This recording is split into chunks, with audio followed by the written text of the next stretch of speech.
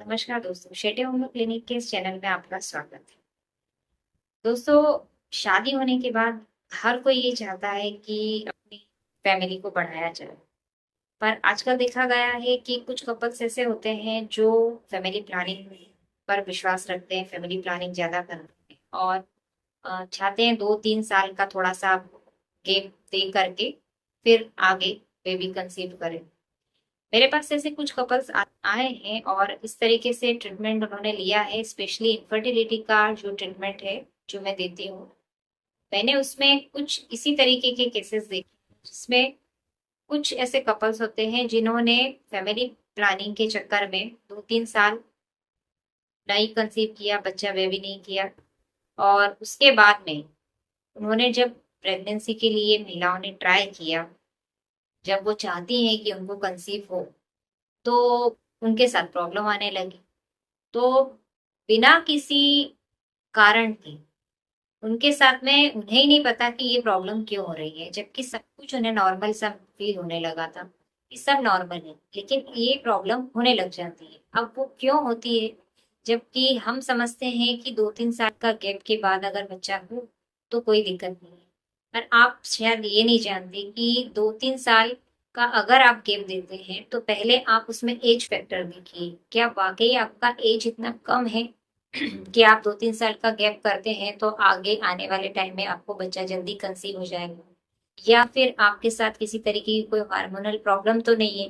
किसी तरीके का और आपको कोई डिसीज़ेज़ तो नहीं है? तो अगर ऐसा कुछ प्रॉब्लम होती है, तो शादी के बाद आप मेरी राय यही है आपसे कि फर्स्ट बेबी करने में आप ज़्यादा देर ना करें। मैंने अपने यहाँ जो भी पेशेंट देखे हैं, जो भी पेशेंट आए हैं, उन्हीं पेशेंट को मैंने जो भी ट्रीटमेंट दिया है और वो जो भी ट्रीटमेंट मैंने उन्हें दिया है, वो मैंने देखा है उन्हें ट्रीटमेंट की आवश्यकता नहीं थी।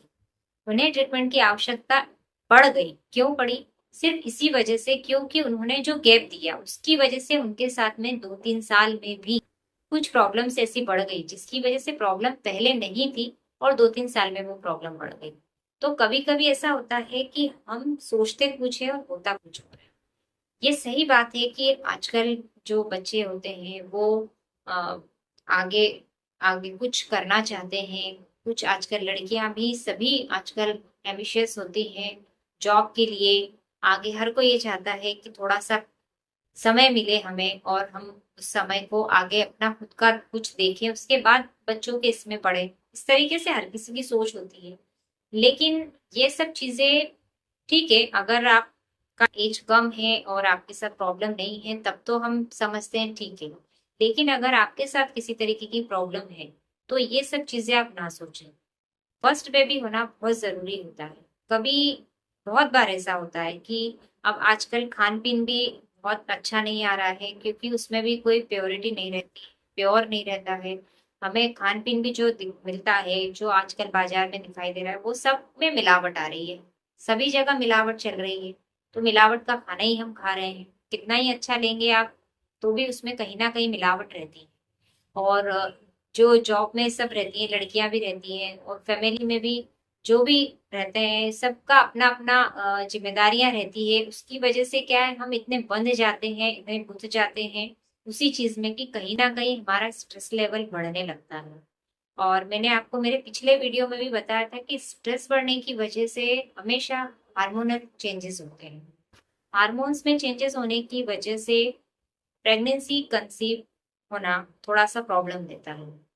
और पुरुषों में भी देखा गया है कि थोड़ा एज ज़्यादा होने की वजह से और उनका भी अपना यही हार्मोन्स का थोड़ा सा प्रॉब्लम होने की वजह से स्पर्म में भी कुछ प्रॉब्लम देखी गई है। स्पर्म काउंट का कम हो जाता है कभी-कभी। तो वो सब चीज़ें इनफर्टिलिटी पर ही इफ़ेक्ट करता है। ये जो सब चीज़ें होती है, ये इनफर्टिलिटी में ही प्रॉब्लम देती है।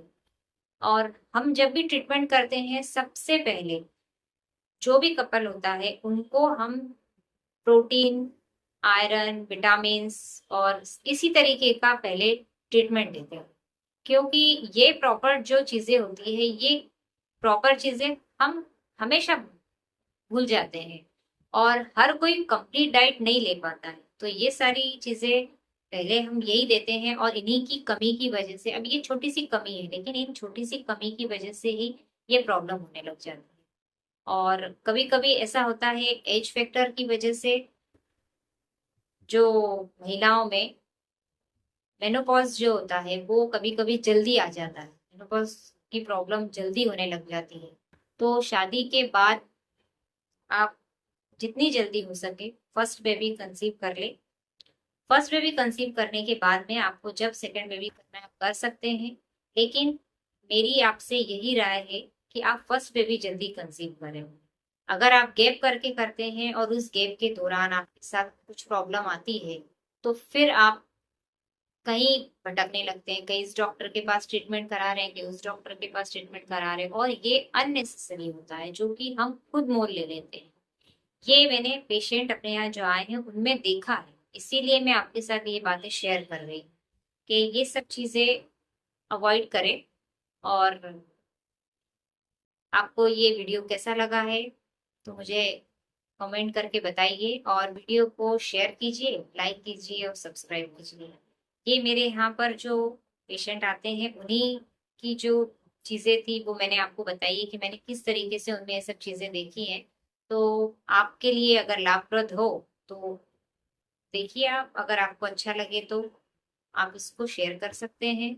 आपको भी लाभप्रद लगता है तो और भी लोगों को आप ये शेयर कीजिए जिनसे उन्हें भी ये जानकारी हो और वो भी इस तरीके की गलतियां ना करें। Thank you.